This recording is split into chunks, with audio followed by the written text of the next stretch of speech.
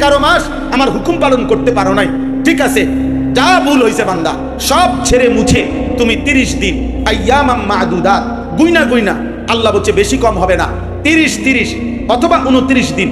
আমি আল্লাহ বললাম এই 30 দিন বা 29 দিন তুমি বান্দা আমার কথাটা মেনে চলবা। 31 দিন লাগবে না, 32 দিন লাগবে না। আমি আল্লাহ তোমাকে আমি বললাম গুনাহ 30 দিন অথবা 29 দিন সেজদা দিবা, তুমি রোজা রাখবা, গুনাহ ছেড়ে দিবা, তাও বলবা না, কোনো অবৈধ উপার্জন করবা না, স্ত্রীকে বেপর্দা বাজারে ছেড়ে দিবা না, ছেলে মেয়েগুলোকে বেনামাজি রাখো না, হারাম উপার্জন করো না, সুদ কিস্তি থেকে হেফাজত করো, চোখ নারী থেকে হেফাজত করো, অশ্লীলতার ছবি দেখো না, উলঙ্গ দৃশ্য দেখো না, নাটক সিনেমা দেখো না। আমি আল্লাহকে ডাকো, সেজদা করো, তিলাওয়াত করো, ইফতারের আগে দোয়া করো, রাত গভীরে সাহারির টাইমে 2-4 রাকাত তাহাজ্জুদ পড়ে চোখের এক ফোঁটা পানি ফেলে আমার কাছে কাঁদো। সবে কদর আসলে, সবে কদরের বেজর রাত্রিগুলোতে রাত্রি জেগে জাগো, মসজিদে ইতিকাফ করার চেষ্টা করো, দান সাদাকা করো, ইফতার সাহারিতে দোয়া কান্নাকাটি করো। এমনে 30টা দিন বুইনা যদি আমার হুকুমের উপরে চলো, আমি আল্লাহ 30 দিনের দিন আমি আল্লাহ নতুন করে ঈদের চাঁদ তুলবো, তোমারে মুত্তাকি বানাইয়া জান্নাতে উঠায় দেবো। আল্লাহ তাআলা বলছে বান্দা শুরুটা আমি 10 দিন রহমত দিলাম, আল্লাহ বলছে মাগফিরাত দিলাম মাঝখানে, তৃতীয় দশক আমি আল্লাহ তাআলা নাজাত দিলাম, এরপরে আমি আল্লাহ রমজানের শেষ দশকে সবে কদর দিলাম, আমি আল্লাহ রমজানে কোরআনুল কারীম নাজিল করলাম, আমি আল্লাহ তাআলা রমজানে কোটি কোটি বান্দাকে জাহান্নাম থেকে মুক্তি দেই, আমি আল্লাহ রমজানের প্রত্যেক সেকেন্ড স্বর্ণের দামে না, রূপার দামে না, মণিমুক্তার দামে না, বরং 7 আসমান ও জমিন 1000 বার বিক্রি করলে যেই মূল্য হবে তার চাইতে বেশি মূল্যে রমজানের এক সেকেন্ড আমি তোমাকে দান করলাম, আমি তোমাকে দিলাম বান্দা, তুমি নেও বান্দা, তোমার আখিরাত সাজাও, তোমার জান্নাত বানাও, আমি তোমাকে দেব বান্দা। লাআল্লাকুম তাত্তাকুন, আল্লাহ বলছে 11 মাস গুনাহ ছাড়তে পারো নাই, ঠিক আছে 1 মাস ঘুরে লাআল্লাকুম তাত্তাকুন মুত্তাকি বানায় দাও, 1 মাসে 30 দিনে। তাইলে আল্লাহ তাআলা মূলত আমি এই শুরুর কথাতে আবার শেষ করে দেবো এখনই, মানে মূল কথা এটা, আল্লাহ আমাদেরকে জান্নাত দিতে চায়। আমরা অনেক সময় মানুষ কথার প্রসঙ্গে বলে যে ভাই, মনে করেন কথার আবেগে কেউ বলল যে ভাই আপনি আমারে পরিষ্কার বলেন, আসলে আমারে ঘুরাইয়েন না, আপনি আমার এটা দিবেননি, আমি যেটা চাইতেছি এই পর্যন্ত যে 10 বার কইছি আপনারে 20 বার কইলাম, আপনি এটা কন, এত কথা না ভাই, পরিষ্কার বলেন আপনি আমারে দিবেন কিনা, আপনার ভিতরে কথাটা কন। তো ওই লোক বললো হ ভাই আমার ভিতরের কথা হলে আমি আপনারে দিব। তো আল্লাহকে যদি কোনো বান্দা জিজ্ঞাসা করে মোমেন, আল্লাহ আপনি আমারে পরিষ্কার বলেন মাওলা যে আসলে আপনি আমারে মাফ করবেন নি, আপনি আমারে জান্নাত দিবেন না, খোদার কসম আল্লাহ তাআলা বলবে বান্দা সত্যি বিশ্বাস করো তুমি বান্দা, আমি আমার প্রত্যেকটা বান্দাকে মূলত দিল থেকে আমি চাই মাফ করে দিতে, জান্নাত দিতে। আমি আল্লাহ একটা বান্দাকেও জাহান্নাম দিতে চাই না, আমি জাহান্নাম দিতে চাই না, আমি মাফ করতে মূলত চাই, আমি চাই মূলত মাফ করতে, আমার চাওয়া মূলত মাফ করা, এটা হলো মূল। এই জন্য আল্লাহ বলেন একবার সবে বরাত দিলাম যাও মাফ নাও, সবে কদর দিলাম মাফ নাও, রমজানের প্রত্যেকটা ঘন্টা মিনিট দিলাম মাফ নাও, শুরুতে রহমত নাও, মাঝখানে মাগফিরাত নাও, শেষের নাজাত নাও, বৃহস্পতিবার দিবাগত রাত মানে জুমার রাত একদিন ইবাদত করে মাফ নাও, সোমবারের রোজা রাখো মাফ নাও, বৃহস্পতিবারের রোজা রাখো মাফ নাও, জিলহজ মাসে রোজা রাখো মাফ নাও, আশুরাতে রোজা রাখো মাফ নাও, আরাফাতের ময়দানে হজ্জের সফরে যাও মাফ নাও। চারিদিকে কখনো দিন দিছি, কখনো রাত দিছি, কখনো সপ্তাহ দিছি, কখনো মাস দিছি, কখনো ঘন্টা মিনিট দিছি, কখনো স্থান দিয়েছি, যেমনে পারছি আমি আল্লাহ চাইছি কোনো না কোনো ভাবে তোমারে মাফ করতে, জান্নাত দিতে। তবুও তুমি কদর যদি না করো বান্দা, আমি কি করতে, আমি কি করব? এই জন্য কোরআন শরীফে একটা সূরা আছে, সূরা মুরসালাত 29 পারায়, ওই সূরার মধ্যে আছে আল্লাহ তাআলা 10 বার একটা সূরাতে বলছে একটা কথা, ওয়াইলুন ইয়াউমাইদিল লিল মুকাদ্দিবিন, সমস্ত মিথ্যাবাদী নাফরমান পাপীদের জন্য জাহান্নাম। এই কথাইটা আল্লাহ একই সূরাতে 10 বার বলছে, 10 বার বলার পর আল্লাহ তাআলা বলছে শেষ কথা, ফাবি আইয়ি হাদিসিন বাদাহু ইউমিনুন, আল্লাহ বলছে বান্দা বলো তো আমি আর কতবার বললে তুমি বান্দা আমার কথাটা মানবা? আল্লাহ যদি কিয়ামতের দিন জিজ্ঞাসা করে বান্দা আমি নবী পাঠাইলাম, আমি রাসূল পাঠাইলাম, 23 বছর আমার বন্ধু তোমাদের জন্য চোখের পানি ফেললো, আমার বন্ধু তায়েফের রক্তে সারা দেহ রঞ্জিত করলো, ক্ষুধার কষ্টে পেটে পাথর বাঁধলো, উহুদের দান শহীদ করা রক্ত মাখা বেহুশ দেহ নিয়া পড়ে রইল, রাতের পর রাত সেজদায় দাঁড়িয়ে তোমাদের উম্মতের জন্য আমার বন্ধু কাঁদলো, আমি আল্লাহ 30 পারা কোরআন নাজিল করলাম, এত রাত দিলাম, এত দিন দিলাম, এত মাস দিলাম, এত সুযোগ দিলাম, এত কিছুর বিনিময়ে আজ তোমার আমল নামার মধ্যে গুনাহে পুরা, আজ তুমি জাহান্নামের ঘোষণা পাইলা, এমন ভুল কেমনে করলা? এমন ভুল কেমনে করলা? কোরআনুল কারীমের মধ্যে আল্লাহ তাআলা বলছেন, ওমান ইউতিইল্লাহ ওয়ার রাসূল ফাউলাইকা আল্লাযীনা আনআমা আল্লাহু আলাইহিম মিনান নাবিয়্যিন ওয়াস সিদ্দীকিন ওয়াশ শুহাদাই ওয়াস সালিহিন ওয়া হাসুনা উলাইকা রাফীকা। যে ব্যক্তি আল্লাহ এবং তার রাসূলের আনুগত্য করবে, আল্লাহ এবং তার রাসূলের কথার অনুসরণ করবে, আল্লাহ তাআলা বলছে কিয়ামতের দিন তাদেরকে আল্লাহ তাআলার নিয়ামত প্রাপ্ত বান্দাদের সাথে উঠানো হবে। সেই নিয়ামত প্রাপ্ত বান্দা কারা? সমস্ত নবীগণ, 2 নম্বরে সমস্ত সিদ্দিকগণ, হযরত আবু বকর সিদ্দিকের মতো মাকাম যাদের, সমস্ত শহীদগণ এবং সমস্ত আল্লাহর প্রিয় বান্দা আউলিয়াগণ, সালিহিনগণ। এদের সাথে যুগে যুগে যারাই আল্লাহ এবং তার রাসূলের আনুগত্য করবে তাদেরকেও এই মানুষদের সাথেই হাসরের ময়দানে উঠানো হবে। ওয়া হাসুনা উলাইকা রাফীকা। আর আল্লাহ তাআলা বলেন, ভাবো তো বান্দা, কিয়ামতের দিন তারা বন্ধু হিসাবে কতই না উত্তম হবে। যখন কেউ তার ডানে বামে দেখবে নবীগণকে, সিদ্দিকদেরকে, শহীদদেরকে, আউলিয়া বুজুর্গ, আল্লাহর প্রিয় বান্দাদেরকে।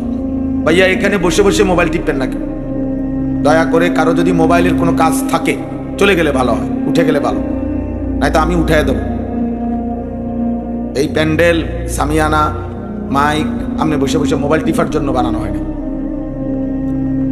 যার মোবাইল টিপা দরকার আপনি দয়া করে অন্য জায়গায় যান, খামখেয়ালি করবেন না কেউ, সাবধান। ধৈর্য না কুলাইলে চলে গেলে ভালো। আল্লাহর কথা দিল দিয়া না শুনলে, মনোযোগ দিয়া না শুনলে বরকত হয় না, ফায়দা হয় না। এই আপনি শুনাই হয়, ওই বইয়া বইয়া জিমাইবেন, ওয়াজও শুনবেন, এই শেষ পর্যন্ত ফলাফল দেখবেন জুরানি, নতিজা আরজালের তাবে হয়। আরবি ভাষায় বলে ফলাফল নিকৃষ্টতার অনুগামী হয়। অর্থাৎ মনে করেন একটা পানির ট্যাঙ্কিতে 500 লিটার পানি, তো এটার মধ্যে যদি 499 লিটার পবিত্র পানি রাখা হয়, মোটর দিয়ে উঠাইলো, আর 1 লিটার যদি পেশাব দেওয়া হয়, তো পুরা পানিটা কি পাক না না পাক? এই ফলাফল হচ্ছে কিসের আলোকে? নিকৃষ্টতার আলোকে, নিকৃষ্টতার আলোকে। এরকম যেই কোনো কিছুতে, এটার আরবিতে বলে নতিজা আর জালের তাবে হয়, অর্থাৎ ফলাফল নিকৃষ্টতার আলোকে হয়। এজন্য সৎ আর অসতের মিশ্রণ, ভালো আর মন্দের মিশ্রণ, ফলাফল মন্দ আসে, ফলাফল মন্দটা আসে। এই জন্য ওই বুট আর ওয়াজ, ফলাফল আসবে বুট।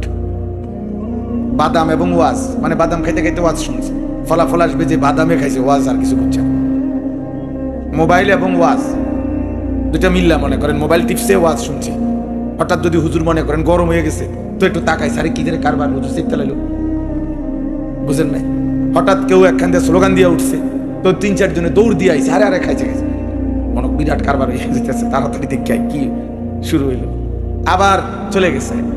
এই যে খামখেয়ালি, এই গাফেল মানুষ, এতে করে ফলাফল ওই গাফলতটাই আসে। অনেক মুসল্লিদের মধ্যে আছে, দেখবেন মসজিদে জুমার নামাজের বয়ান শুনে বয়স্ক লোক, মাঝ বয়সী, একেবারে ইমাম সাহেবের ওয়াজ শুরু হয়, ওনার জুরানি শুরু, এর হঠাৎ মাথা লাড়া দেয় আর নিচের দিকে। এই মানুষগুলো আজীবন এমনই থাকে, ইবাদতে, আমলে, আখিরাতের প্রেরণায় জজবা কম, গুনাহ ছাড়ার হিম্মত কম হয়, কারণ ও তো শুনে নাই, বুঝে নাই, ওনার মধ্যে প্রেরণা আসবে কোত্থেকে? অথচ নেক আমল শুধু করাই যথেষ্ট না, বরং নেক আমলে প্রতিনিয়ত মুমিনের জন্য আল্লাহ বলছে প্রতিযোগিতা করা উচিত। ওয়াফি যালিকা ফালিয়াতানাফাসিল মুতানাফিসুন। আল্লাহ তাআলা বলছে ঈমানদারদের উচিত জান্নাত অর্জনের জন্য পরস্পর প্রতিযোগিতা করা নিজেদের মাঝে। ফাস্তাবিকুল খায়রাত, আল্লাহ তাআলা বলছে তোমরা কল্যাণ অর্জনের জন্য প্রতিযোগিতা করো। প্রতিযোগিতা মানে এগিয়ে যাওয়ার চেষ্টা, অন্যকে পিছনে ফেলে সামনে যাওয়ার চেষ্টা, এটা আল্লাহ তাআলা উৎসাহিত করেছে। ওয়াসারিউ ইলা মাগফিরাতিম মির রাব্বিকুম, আল্লাহ বলছে তোমাদের রব তোমাদের জন্য মাগফিরাত নিয়ে অপেক্ষা করছে, তোমরা দৌড়াও, দৌড়িয়ে আসো, জলদি আসো, দ্রুত গতিতে আসো, আল্লাহর মাগফিরাত নাও।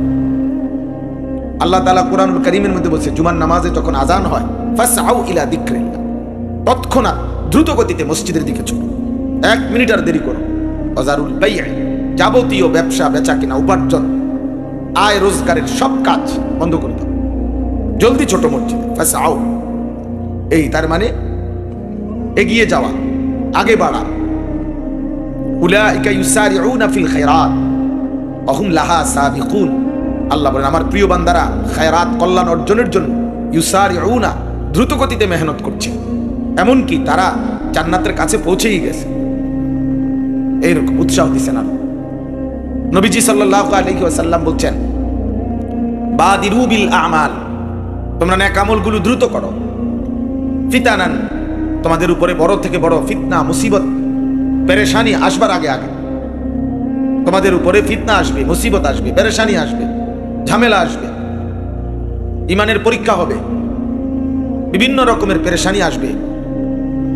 এর আগে আগেই যখন যেটুকু সুস্থ আছো, সুযোগ আছে, জলদি জলদি আমল করো। যখনই অবসর, দ্রুত আমল করো। আবার যদি সুযোগ না পাও, আল্লাহ নবী সাল্লাল্লাহু আলাইহি ওয়াসাল্লাম বলছেন, বৃদ্ধকাল আসার আগে আগেই যৌবনকালকে কদর করো আমলের মাধ্যমে। দারিদ্রতা আসার আগে আগে সচ্ছলতা, এখন টাকা পয়সা আছে, এখনই বেশি বেশি আখিরাতের নেকি কামাও, সাদাকা করো, যাকাত দাও, হজ করো, উমরা করো, আল্লাহর পথে খরচ করো, এখন আছে। আবার অভাব চলে আসবে। সিহাতাকা ক্বাবলা সাকমিক, অসুস্থতা আসার আগে আগে সুস্থতার সময়টাকে জলদি জলদি গনিমত করো, আখিরাতের পুঁজি বাড়াও। ফারাগাকা ক্বাবলা শুগলি, ব্যস্ততা আসার আগে আগে অবসর সময়টাকে কদর করো, মানে আমল বাড়াও। হায়াতাকা ক্বাবলা মৌতিক, মৃত্যু আসার আগে আগে হায়াতটাকে কদর করো, গনিমত মনে করো। তার মানে আল্লাহ নবী সাল্লাল্লাহু আলাইহি সাল্লাম এগিয়ে যাওয়ার উৎসাহ দিয়েছেন, আরো করো, আরো করো, বেশি করো। যখন যেটুকু সময় আছে আখিরাত বাড়াও, আখিরাত লম্বা, আখিরাত লম্বা, তার জন্য নেকি বাড়াও। নবী সাল্লাল্লাহু আলাইহি ওয়াসাল্লাম, এমন অনেক হাদিস আছে, এমন আমল আছে, যে আমল, যেমন একটা আমল আছে যে লা ইলাহা ইল্লাল্লাহ ওয়াহদাহু লা শারীকা লাহু লাহুল মুলকু ওয়া লাহুল হামদু ওয়া হুয়া আলা কুল্লি শাইইন কাদির। এই কালেমাটা নবী সাল্লাল্লাহু আলাইহি ওয়াসাল্লাম বলছে, কেউ যদি প্রতিদিন 100 বার পড়ে, 100 বার, সেই দিন তার চাইতে বেশি নফল ইবাদতকারী আর কেউ হবে না। কিন্তু এটা বলার পরে নবীজি আবার বলছে, কিন্তু কেউ যদি 100 বারের চাইতে বেশি পড়ে, 200 বার পড়লো, 300 বার পড়লো, তাহলে সে ওই 100 বারের আমলকারীর চাইতেও এগিয়ে যাবে। তাহলে বোঝা গেল যে আরো বেশির প্রতিও উৎসাহিত করেছে।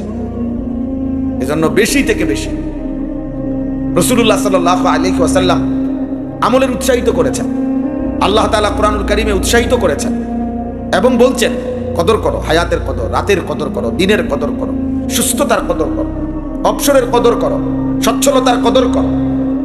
একদিন থাকবে না এগুলা। নি'মাতানি মাকবুনুন ফীহিমা কাসীরুম মিনান নাস আস-সিহহাতু ওয়াল ফারাগ।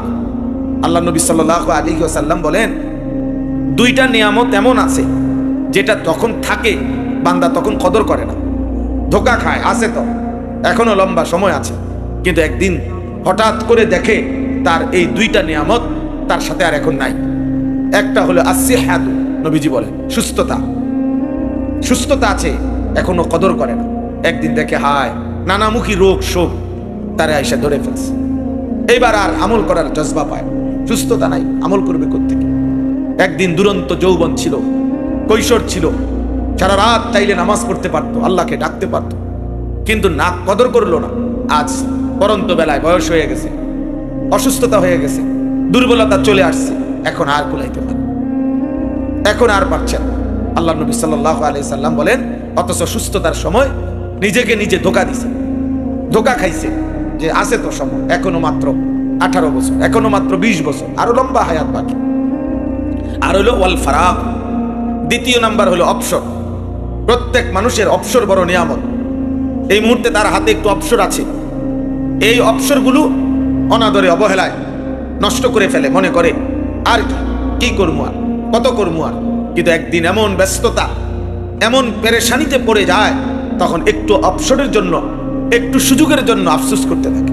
কিন্তু আর আফসোস করতেই যা পারে, কিন্তু আর সুযোগ মিলে না, সময় আর মিলে না। এজন্য দোস্ত, সুস্থতা থাকতেই আমল করা, সময় থাকতেই, হায়াত থাকতেই আমল করা।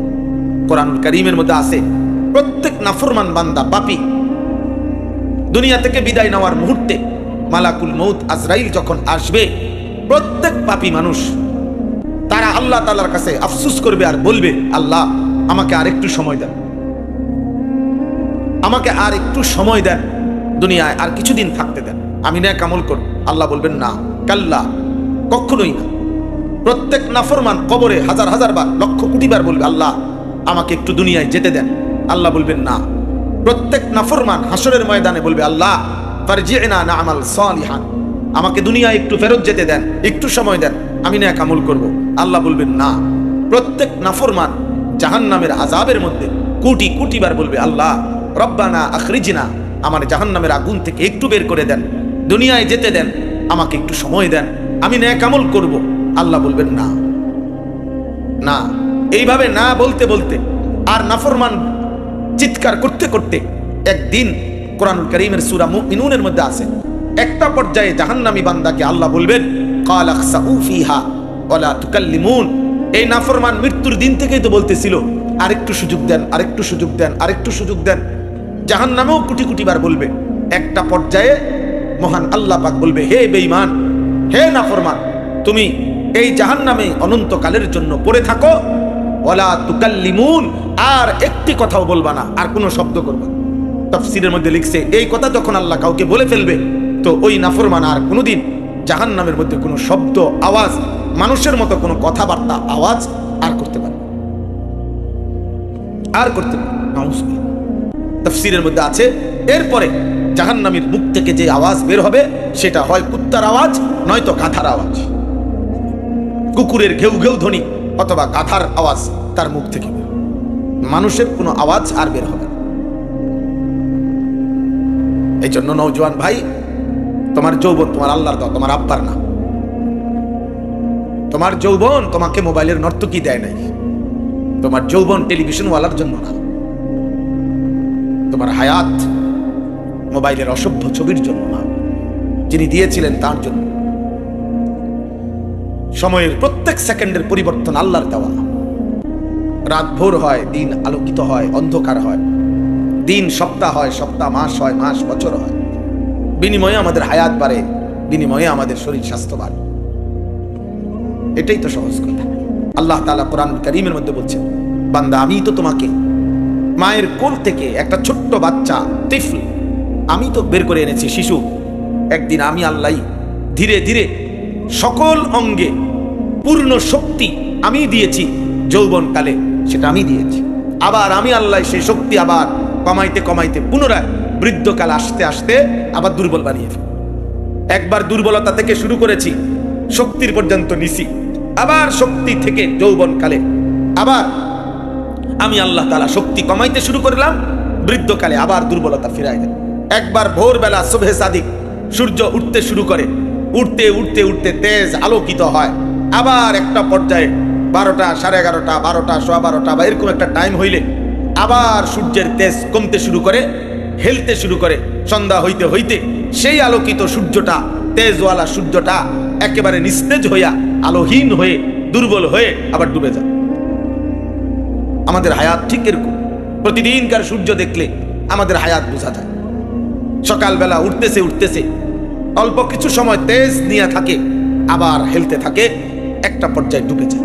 আমাদের হায়াতও ছোট্টবেলার শিশুকাল দুর্বলতা নিয়ে বাড়তে থাকে, একটা পর্যায়ে অল্প কিছুদিনের যৌবন শক্তি সামর্থ্য থাকে, আবার ঠিক বরাবর 40 বছর যেদিন শেষ হয়, প্রত্যেক মানুষের সারা দেহ, সারা অঙ্গের দুর্বলতা শুরু হয়। 40-এর পর থেকে ভাঙতে শুরু করে শরীর।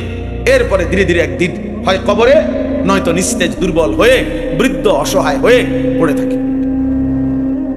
কোরআন কারীম আল্লাহ তাআলা বলেন, ওয়ামিনকুম মান ইউরাদ্দু ইলা আরদালিল উমর লিকাই লা ইয়ালামা মিন বাদি ইলমিন শাইআ। আল্লাহ বলেন, আমি কাউকে কাউকে এতটা বৃদ্ধ বানিয়ে ফেলি যে মানুষটা গত 60 বছর, 70 বছর, 80 বছর পৃথিবীর কত কিছু জানতো, বুঝতো, শিখতো, বলতো, পড়তো, লিখতো, শিখাইতো, সেই মানুষটা একটা পর্যায়ে আইসা এমন দুর্বল, এমন বৃদ্ধ, এমন অসহায় হয়ে যায় যে এখন আর সে কিছুই বোঝে না, কিছুই বলতে পারে।